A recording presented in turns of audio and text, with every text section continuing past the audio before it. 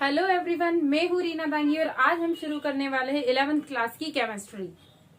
आखिर ये केमिस्ट्री इतनी इम्पोर्टेंट है क्यों? मैथ्स लो या बायो लो, केमिस्ट्री तो हमें पढ़नी ही पड़ेगी।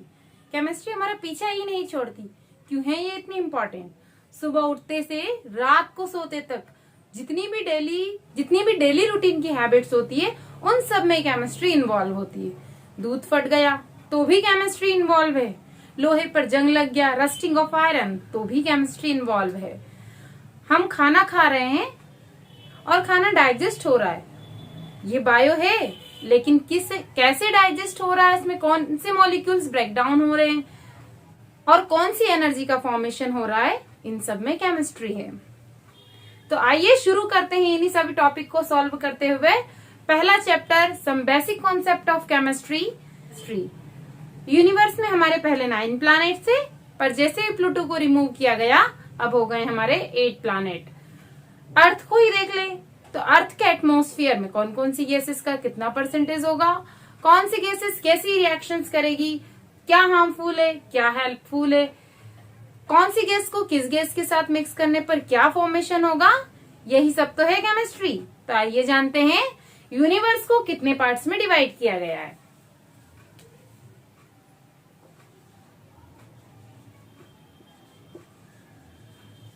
Universe divided into 2 parts. First one, matter.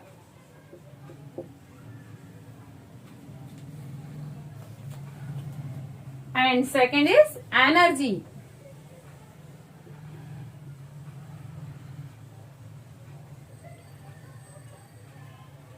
Matter वैसे तो हम 6th और 7th ऑनवर्ड से ही जानते हैं मैटर क्या होता है। 9th क्लास में भी हमने पढ़ा है मैटर क्या होता है। Everything occupies space and have mass is called matter. Again matter को क्लासिफाई किया गया है 3 पार्ट्स में, solid, liquid, gas. 6th, 7th, 8th, 9th में हम पढ़ते ही आ रहे हैं कि सॉलिड क्या होता है, लिक्विड क्या होता है एंड गैस क्या होता है। तो एक बार फिर से पढ़ लेते हैं, क्या दिक्कत है। मैटर को फिर से 2 पार्ट्स में डिवाइड किया गया है, फिजिकल और केमिकल। फिजिकल क्या होता है और केमिकल क्या होता है, इन दोनों में क्या डिफरेंस होता है, ये भी हमने 6th 7th क्लास में पढ़ा हुआ है। 9th क्लास में भी हमने पढ़ा है केमिस्ट्री के अंदर। और हमने पढ़ा है फिजिकल रिएक्शन और केमिकल रिएक्शन। जो रिएक्शन रिवर्सिबल होती है वो फिजिकल, जो नॉन रिवर्सिबल वो केमिकल। तो यहाँ पर हम फिजिकल को देखेंगे। फिजिकल को अगेन 3 पार्ट्स में डिवाइड किया गया है, solid, liquid and gases. Matter divided into 2 parts, physical and chemical classification. Physical हो जाएगा हमारा solid and liquid and gas. Solid, liquid and gas. Solid क्या होता है? जिसका shape, size and volume definite हो। सॉलिड है definite volume and definite shape. आपने कोई भी बॉल ले लो, कोई सी भी बॉल ले लीजिए, उस बॉल को आप कहीं पर भी रखिए, घर में रख दीजिए, बस में रख दीजिए, बैग में रख दीजिए, ग्राउंड में रख दीजिए, बट उसका जो शेप है, बिकॉज वो सॉलिड है, तो उसका जो शेप होगा वो ऑलवेज फिक्स होगा, उसमें कोई भी चेंजेस नहीं आएंगे। अब ये फिक्स क्यों होता है? इसका शेप और वॉल्यूम, जो सॉलिड का शेप और वॉल्यूम फिक्स क्यों होता है? बिकॉज इनके जो पार्टिकल्स होते हैं सॉलिड के, वे क्लोजली पैक्ड होते हैं। क्लोजली पैक्ड क्यों होते हैं? क्लोजली पैक्ड क्यों होते हैं molecules? Because the force of attraction between these particles are very strong, because the force of attraction is very high in solid. बहुत उनके पार्टिकल्स के बीच में जो फोर्स ऑफ अट्रैक्शन लगता है, एक पार्टिकल सपोज ये हो गया हमारा और ये एक हो गया, ये वाला पार्टिकल इसको अपनी साइड खींचेगा और ये वाला पार्टिकल इसको अपनी साइड, तो दोनों के बीच में इतना दोनों के बीच में जो अट्रैक्शन फोर्स होगा वो बहुत ज्यादा हाई अमाउंट में होगा। इसीलिए ये क्लोजली पैक्ड होते हैं, यानी बहुत पास पास होते हैं। दैट्स व्हाई इनका जो शेप होता है वो डिफाइनेट होता है। तो हम यहाँ लिख देंगे, they have definite shape and volume.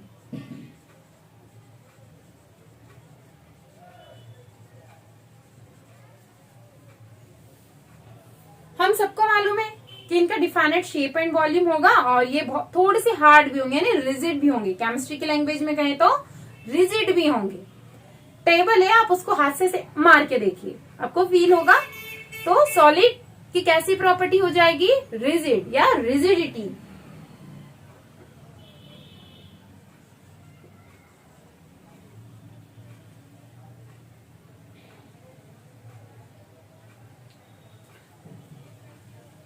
Next property देखते हैं हम। सॉलिड को हम ऐसे दबा के देखेंगे, कंप्रेस करके देखेंगे। सपोज देखिए ये मार्कर दिख रहा है आपको, या जिस टेबल या जिस चेयर पे बैठ के स्टडी करते हैं उसको कंप्रेस करके देखिए, क्या वो कंप्रेस होगी? नहीं होगी। दबाया हमने, कंप्रेस हुई? नहीं हुई। तो ये क्या होंगे? They can not be compress, या इनको हम कंप्रेस नहीं कर सकते। तो नॉट कंप्रेस। बॉल से हम खेल रहे थे, बॉल उसी प्लेस पे रखी हुई, क्या ऑटोमेटिकली मूव करेगी? आप नहीं करेगी। जैसे लिक्विड या वाटर जैसे फ्लो होते हैं, क्या हमने देखा है किसी भी सॉलिड को फ्लो होते हुए? मेरे हाथ में मार्कर है तो क्या ऑटोमेटिकली फ्लो होके जा रहा है कहीं? ऐसे हम यदि वाटर को मुट्ठी में पकड़ेंगे तो क्या वाटर इस मार्कर की तरह रुकेगा? नहीं। तो सॉलिड के अंदर फ्लूइडिटी का नेचर प्रेजेंट नहीं होता है। Not fluidity. देखिए क्या क्या होता है सॉलिड में? They are closely packed. Why they are closely packed? Because in which force of attraction is very high. Intermolecular force of attraction is very high and they have defined volume and shape. Rigidity होती है, इनको compress नहीं कर सकते, not compressed, और not, इनमें fluidity का nature भी प्रेजेंट नहीं होता है। नेक्स्ट देखते हैं हम लिक्विड। लिक्विड के लिए हम एक एग्जांपल ले लेते हैं। एक ग्लास वाटर ले लिया हमने, उसको आप बड़े सी तपेली में डाल दीजिए, बाल्टी में डाल दीजिए, किसी डब्बे में डाल दीजिए, बट उसका जो शेप होगा वो हर यूटेंसिल के अकॉर्डिंग बार बार चेंज हो जाएगा। बट जो वॉल्यूम है, सपोज आपने 1 लीटर लिया था तो वो ऑलवेज 1 लीटर ही रहेगा, यानी उसका जो वॉल्यूम है वो सेम रहेगा, बट उसका जो शेप है वो फिक्स नहीं रहेगा। तो क्या हो जाएगी इसकी property? Definite volume but not definite shape.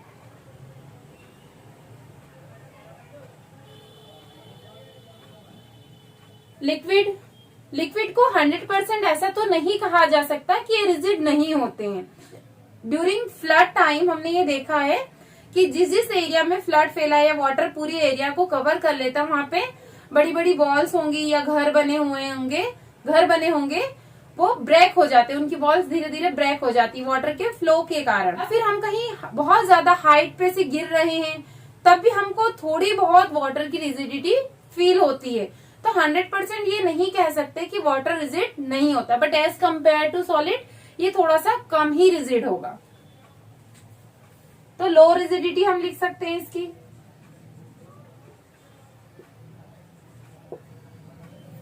As compare to solid, liquid को थोड़ा बहुत कंप्रेस किया जा सकता, बट ऐसा नहीं कि आप ज्यादा। एक बॉटल में आप लिक्विड भर लीजिए और उसको कंप्रेस करके देखिए, बहुत मिनिमम अमाउंट में हम उसको कंप्रेस कर सकते हैं। तो इसमें क्या हो जाएगा? They have less power of compressibility या low compressibility. Low but as compare to solid they have high compressibility. Next देख लेते हैं हम फ्लूइडिटी। जैसा कि मैंने अभी आपको एक एग्जांपल बताया कि हम जिस टेबल पे बैठे हैं या जिस टेबल पे बैठकर हम अपना वर्क कर रहे हैं, या जिस चेयर पे बैठे हैं, जिस पेन के थ्रू हम लिख रहे हैं, या ये मार्कर, ये हमारे हाथ में से फ्लो नहीं हो रहा है बिकॉज ये सॉलिड है। बट अगर हम लिक्विड की बात करें तो आप एक मुट्ठी भर के वाटर ले लीजिए अपने हाथ में, मुट्ठी भरिए वाटर की, तो वो हमारे हाथ में रुकेगा नहीं, वो फ्लो हो जाएगा। तो लिक्विड के अंदर क्या होता है? फ्लूइडिटी का नेचर प्रेजेंट होता है, बट ये according to their viscosity different हो सकता है। जैसे कि हनी हुआ, मिल्क हुआ, तो इनकी फ्लूइडिटी थोड़ी सी डिफरेंट हो सकती है। जो जितना ज्यादा विस्कस होगा उतनी ही उसकी फ्लूइडिटी कम होगी।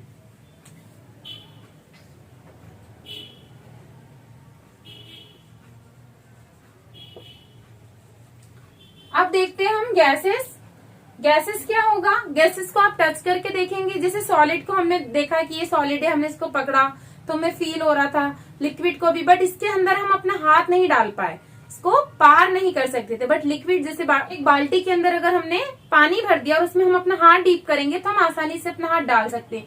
सेम वैसे ही गैसेस, मान लीजिए कि ड्यूरिंग विंटर टाइम या फिर कहीं पर कुछ आग जली हुई है, उसका धुआं फैला हो, या फैक्ट्री से निकलने वाला धुआं, या फिर कोहरा, स्मॉग होता है, स्मॉग ड्यूरिंग द विंटर, काफी सारा धुआं है। हम वहां से यदि हम वहां से जाएंगे तो हम आसानी से उसको पार कर सकते हैं। तो इनके बीच में डिफरेंस क्या होगा कि सॉलिड को हम पार नहीं कर सकते, लिक्विड के कर सकते हैं और गैसेस को भी कर सकते हैं।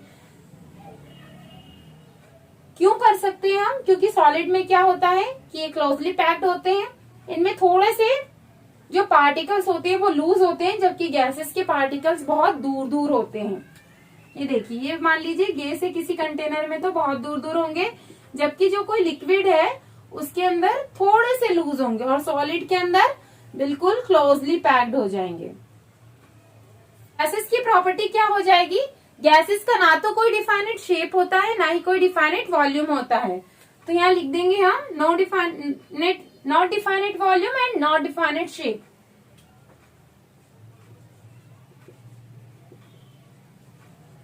Volume and not definite shape. Gases की कंप्रेसिबिलिटी या कंप्रेसिंग पावर, गैसेस की compressibility as compare to liquid and solid बहुत ज्यादा हाई होती है। फॉर एग्जाम्पल, कोई भी बलून है, हमने फुला लिया उसको, एयर फील्ड है उसके अंदर, तो उसको हम कंप्रेस करेंगे दोनों हाथों से, तो एज कम्पेयर टू लिक्विड हम थोड़ा सा ज्यादा कंप्रेस कर पाएंगे। तो इसमें क्या होता है, कैन बी कंप्रेस इसको किया जा सकता है। और फ्लूइडिटी का नेचर तो इसमें प्रेजेंट होता ही है। एयर हमको सबको मालूम है, मिक्सचर ऑफ गैसेस एयर है, air is a mixture of gases. तो एयर एक प्लेस से दूसरे प्लेस पे फ्लो होती रहती है, तो इसमें फ्लूइडिटी का नेचर भी प्रेजेंट होता। ये हो गया हमारा फिजिकल क्लासिफिकेशन, मैटर का फिजिकल क्लासिफिकेशन। अब हम देखते हैं केमिकल क्लासिफिकेशन। एक और हमने यहाँ पर क्लासिफाई किया था यूनिवर्स को, एनर्जी। तो एनर्जी भी बहुत सारे टाइप ऑफ एनर्जी होती है, जैसे फिजिक्स में भी हमने काइनेटिक एनर्जी, पोटेंशियल एनर्जी, तो बहुत टाइप की एनर्जी होती है।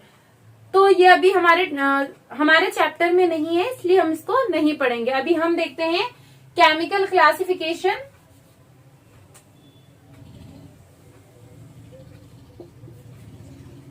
Chemical classification.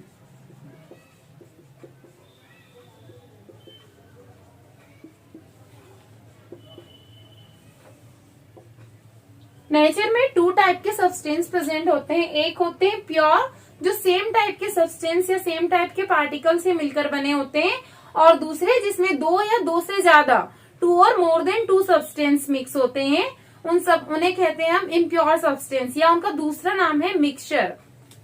Pure substance and mixture.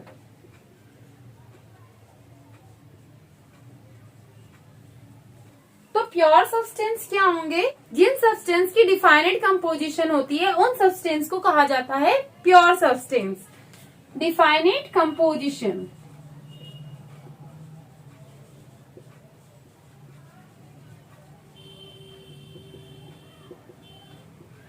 Definite composition. इसके अलावा दूसरी प्रॉपर्टी हो जाएगी कि किसी भी फिजिकल मेथड के थ्रू उनको और स्प्लिट नहीं कर सकते और ब्रेक नहीं कर सकते उनके स्मॉल पार्टिकल्स में। उन सब्सटेंस को कहा जाता है प्योर सब्सटेंस, या एक ही टाइप के सब्सटेंस से मिलकर बने हुए। फॉर एग्जाम्पल हो जाएगा हमारा कॉपर, सिल्वर, ऑक्सीजन। यहाँ पर हमने देखा कि ये सिंगल है, ओनली एटम है। ये कॉपर का एक एटम है, यहाँ पर सिल्वर का भी एक एटम है, बट यहाँ पर ये डायएटॉमिक है। ऑक्सीजन के 2 एटम्स यहाँ पर हैं। तो नेचर में क्या होता है, ये हमने 9th क्लास में भी पढ़ा हुआ है कि जो एटम्स होते हैं, स्टेबल होने के लिए कोई भी एटम अपना ऑक्टेट कंप्लीट करेगा, और ऑक्टेट कंप्लीट करने के लिए वो क्या करेगा, किसी दूसरे एटम के साथ में कंबाइन होगा, किसी दूसरे एटम के साथ कंबाइन होगा। तो अब क्या होगा, नेचर में बहुत टाइप की गैसेस प्रेजेंट है, साथ ही जैसे ये एक O हो गया, ऐसे बहुत सारे सिंगल ऑक्सीजन भी प्रेजेंट होंगे। तो एक जो मोनोएटॉमिक ऑक्सीजन है वो दूसरे मोनोएटॉमिक ऑक्सीजन के साथ कंबाइन हो जाएगा और डायएटॉमिक ऑक्सीजन का फॉर्मेशन करेगा, लेकिन तब भी ये प्योर फॉर्म में ही रहेगा।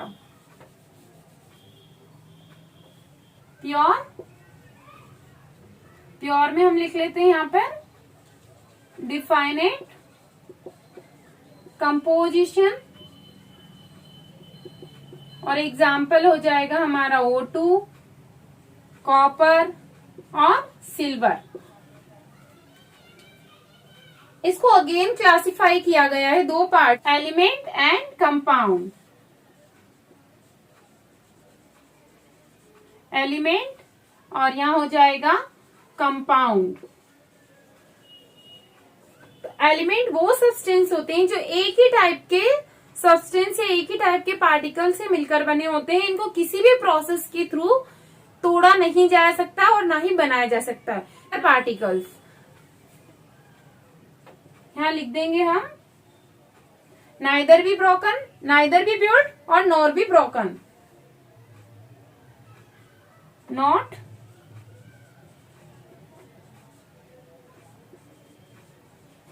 एग्जाम्पल लिख लेते हैं हम यहाँ पर Na, कॉपर, कॉपर, सिल्वर, ये सभी हो जाएंगे एलिमेंट। जैसे डायटोमिक हमने यहाँ पर लिया था O2, तो O2 भी हो जाएगा एलिमेंट। अब हम देखते हैं कंपाउंड। कंपाउंड भी प्योर फॉर्म ही होते हैं, बट ये क्या होते हैं, फॉर्म्ड बाय टू और more than two element by definite proportion of mass. इनका जब दो एलिमेंट कंबाइन होते हैं तो इनका जो प्रोपोर्शन होता है कि वो फिक्स होता है। इनकी कंपोजिशन, इनका मास हमेशा फिक्स होता है। सपोज मान लीजिए कि जैसे हो गया हमारा H2O।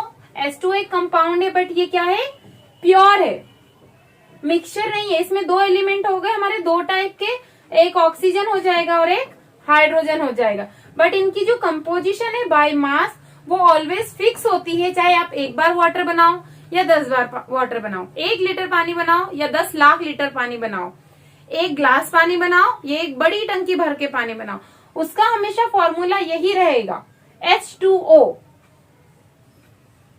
और उसका जो हाइड्रोजन का जो मास रहेगा और ऑक्सीजन का मास रहेगा, इनका जो रेशियो रहेगा वो ऑलवेज फिक्स रहेगा, इसीलिए इनको प्योर सब्सटेंस के अंदर रखा गया है कंपाउंड को। दूसरा हो जाएगा हमारा NaCl। इसकी भी कंपोजिशन हमेशा कैसी रहेगी, फिक्स रहेगी। तो यहां पर आ जाएगा 2 और more then 2 element combine in definite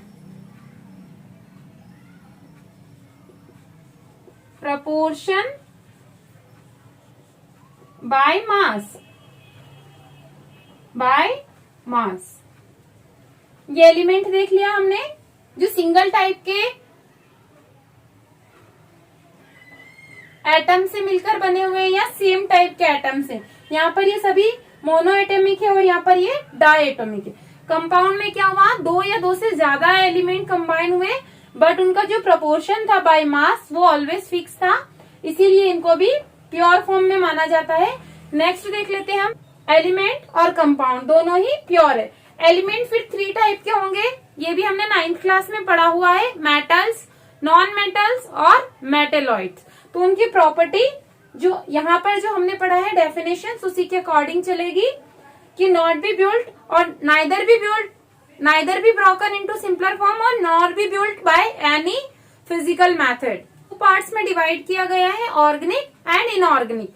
inorganic means obtained from non-living things such as rocks, sea and minerals, and organic they are obtained from living things such as animals, human beings। हम last mixture को two parts में divide किया गया है, homogeneous mixture and heterogeneous mixture.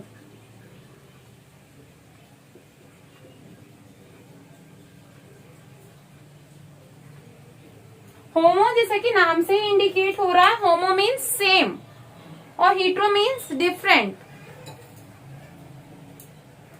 जिसकी composition throughout the solution, यदि हम solution prepare कर रहे हैं तो, या फिर मिक्सचर पूरे इसमें एक जैसी होगी, यूनिफॉर्म होगी, उसी को हम होमोजीनियस मिक्सचर कहेंगे और उसकी कोई भी विजिबल बाउंड्रीज नहीं होनी चाहिए। फॉर एग्जाम्पल मान लीजिए हमने यहाँ पर एक ग्लास या कोई भी बकेट ले लीजिए, उसमें वाटर फिल कर लीजिए, उसमें थोड़ा सा शुगर ऐड कीजिए और उसको डिसॉल्व कीजिए, स्टाइल करके उसको डिसॉल्व कर दीजिए। अब इसमें से थोड़ा सा आप दूसरे कप में या दूसरे फ्लास्क या दूसरे ग्लास में निकाल लीजिए और दोनों का टेस्ट कीजिए। दोनों के टेस्ट में आपको कोई भी डिफरेंस नहीं दिखाई देगा और फील भी नहीं होगा कि अलग अलग आपने बनाए हैं, दोनों बिल्कुल एक जैसे ही लगेंगे। तो ये कैसा हो गया, इसकी जो कंपोजिशन है पूरे सॉल्यूशन की वो एकदम यूनिफॉर्म है या through out the mixture uniform है, इसीलिए इसे कहेंगे हम होमोजीनियस मिक्सचर। सेम ऐसे ही आप नींबू पानी बनाइए, नींबू भी इसमें ऐड कर दीजिए, तब भी आपको ये कैसा फील होगा, बिल्कुल एक जैसा। हेट्रोजीनियस देख लेते हैं हम यहाँ पर। एक कंटेनर ले लीजिए, आप उसके अंदर वाटर डालिए, थोड़े से सैंड पार्टिकल उसके अंदर डाल दिए, कोई मेटल डाल दीजिए उसके अंदर, उसके बाद उसमें थोड़े से स्टोन डाल दीजिए। आप इनको स्टायर कीजिए, डिसॉल्व करने की कोशिश कीजिए, डिसॉल्व नहीं होंगे। अब इस मिक्सचर में हमको आसानी से विजिबल होगा कि ये स्टोन है, ये मेटल्स के पार्टिकल है, या प्लास्टिक आपने डाला हो तो प्लास्टिक। तो जो इसकी कंपोजिशन है थ्रू आउट द मिक्सचर वो यूनिफॉर्म नहीं है, इजिली विजिबल होगा हमें कि कौन सा प्लास्टिक है कौन सा स्टोन है। तो ये हो जाएगा हमारा हेट्रोजीनियस मिक्सचर। तो एट द एंड हम ये कह सकते हैं कि जिसमें से हमें विजिबल, जिसकी कोई विजिबल बाउंड्रीज ना हो, कि आप इस सॉल्यूशन में से ये बता सकते हैं कि ये शुगर का पार्टिकल है या ये सॉल्ट है या ये नींबू है या ये वाटर है, हमें विजिबल नहीं होगा। That's why it is homogeneous, और इसमें विजिबल होगा, इसलिए ये हो जाएगा हेट्रोजीनियस। एक बार देख लेते हैं हम। यूनिवर्स हो गया हमारा पूरा यूनिवर्स, इसको दो पार्ट्स में डिवाइड किया है हमने, मैटर एंड एनर्जी। एनर्जी अभी हमारे सिलेबस में नहीं है। यहाँ पर देखते हैं matter, anything occupy space and have a mass is called matter. Again matter को हमने दो पार्ट्स में डिवाइड किया है, फिजिकल एंड केमिकल। फिजिकल जिसको हम फील कर सकते हैं, वो सभी चीजें आ जाएंगी हमारी फिजिकल के अंदर। फिजिकल को हमने थ्री पार्ट्स में डिवाइड किया है, solid, liquid and gas. Solid जो कि क्लोजली पैक्ड होते हैं, बिल्कुल उनके बीच में कोई भी इंटरमोलिकुलर स्पेस नहीं होता। ये जैसे यहाँ पर जो स्पेस है, ऐसा कोई भी स्पेस नहीं होगा उनके बीच में। और intermolecular force of attraction is very high, बहुत ज्यादा स्ट्रॉन्ग होता है इनके बीच में फोर्स ऑफ अट्रैक्शन, इसीलिए क्लोजली पैक्ड होते हैं। इनका जो शेप एंड वॉल्यूम, रिजिडिटी होती है, फ्लूइडिटी नहीं होती है, इनको कंप्रेस नहीं कर सकते। कुछ एक्सेप्शन है, जो सॉफ्ट मेटल्स होती हैं वो भी सॉलिड के अंदर आएगी, उनको हम कंप्रेस कर सकते हैं। बट जो मेन कैरेक्टरिस्टिक्स है सॉलिड का, वो यही आएगा कि can not be compress. Liquid में क्या होता है कि इंटरमोलिकुलर स्पेस होता है, थोड़े से ये लूजली पैक्ड होते हैं एज कम्पेयर टू सॉलिड। तो इनका डिफाइनेट वॉल्यूम तो होता है, बट इनका शेप नहीं होता है, इनका कोई डिफाइनेट शेप नहीं होता है। एज कम्पेयर टू सॉलिड इनकी रिजिडिटी थोड़ी सी कम होती है, बट 100% ऐसा नहीं बता सकते हम कि इनके अंदर रिजिडिटी होती ही नहीं है। इनकी कंप्रेसिबिलिटी सॉलिड की कंपेयर थोड़ी सी कम होती है, और इनमें फ्लूइडिटी का नेचर प्रेजेंट होता है, यानी ये इजिली फ्लो हो सकते हैं। गैस को देखा जाए तो इनके बीच में बहुत ज्यादा स्पेस प्रेजेंट होता है, ये बहुत दूर दूर होते हैं, बिकॉज इनके बीच का जो इंटरमोलिकुलर फोर्स ऑफ अट्रैक्शन है बहुत कम होता है, बहुत लूज होता है, इसीलिए दूर दूर होते हैं। इनका ना तो वॉल्यूम फिक्स है, ना ही शेप इनका फिक्स है। आप इनको बैलून में भरोगे और वही गैस निकल के आप दूसरे कंटेनर में फिल कीजिए, ना तो इनका वॉल्यूम फिक्स रहेगा ना ही शेप। इनको इजिली कंप्रेस किया जा सकता है, और गैसेस क्या होती हैं, इजिली एटमॉस्फेयर में फ्लो होती रहती हैं। अब देखते हैं हम केमिकल क्लासिफिकेशन। केमिकल क्लासिफिकेशन, इसको भी दो पार्ट्स में डिवाइड किया गया है, प्योर और इम्प्योर मीन्स मिक्सचर। प्योर जिनकी डिफाइनेट कंपोजिशन होती है और जिनको इजीली किसी भी फिजिकल मेथड के थ्रू सेपरेट नहीं किया जा सकता, वो सारे सब्सटेंस आते हैं प्योर सब्सटेंस में। एग्जाम्पल हो जाएगा हमारा कॉपर, सिल्वर और वाटर। वाटर हम कह सकते हैं कि यदि आप कहीं से भी किसी गड्ढे का पानी का सैंपल उठा के लाएंगे तो वो आपको हमेशा प्योर नहीं मिलेगा, क्योंकि उस प्लेस की या उस सॉइल की जो इम्प्योरिटी है वो वाटर में मिक्स हो गई है, अदरवाइज वाटर प्योर होता है। फिर अगेन इसको 2 पार्ट्स में डिवाइड किया गया है, एलिमेंट एंड कंपाउंड। एलिमेंट जिनको ना तो आप बना सकते हैं, ना ही और सिंपलर सब्सटेंस के अंदर ब्रेक डाउन कर सकते हैं, उन्हीं को कहा जाता है एलिमेंट। और ये सेम टाइप के सब्सटेंस से मिलकर बने हुए होते हैं, जैसे कि सोडियम, ऑक्सीजन, ये डायटोमिक हो गया, कॉपर और सिल्वर। कंपाउंड 2 या 2 से ज्यादा एलिमेंट के कंबाइन होने से मिलकर बने हुए सब्सटेंस को कंपाउंड कहा जाता है, बट इनका जो प्रोपोर्शन होता है बाय मास ये ऑलवेज फिक्स होता है, जिससे हमने वाटर का एग्जांपल लिया था। फिर NaCl देख लीजिए आप, इसका जो कंपोजिशन रहेगा या रेशियो रहेगा वो हमेशा फिक्स रहेगा, चाहे आप एक बार बनाइए या 100 बार बनाइए। फिर last one mixture, homogeneous mixture, जिसकी कंपोजिशन यूनिफॉर्म होगी और जिसकी बाउंड्रीज विजिबल नहीं होती, उसे हम होमोजीनियस मिक्सचर कहते हैं। जिसकी बाउंड्रीज विजिबल होती है और जिसकी कंपोजिशन यूनिफॉर्म नहीं होती है वो मिक्सचर हमारा कहलाता है हेट्रोजीनियस मिक्सचर। आज के लेक्चर में इतना ही, मिलते हैं हम अगले लेक्चर में। यदि आपको वीडियो पसंद आया तो लाइक कीजिए और अपने फ्रेंड्स के साथ ज्यादा से ज्यादा शेयर कीजिए, ताकि मुझे ज्यादा मोटिवेशन मिल सके और मैं ज्यादा से ज्यादा वीडियो बना सकूं आपके लिए। और सब्सक्राइब करना मत भूलिए, साथ ही बेल आइकन को प्रेस कीजिए ताकि आने वाले वीडियो के नोटिफिकेशन आपको मिल सके। Thank you for watching this video. मिलते हैं अगले वीडियो में।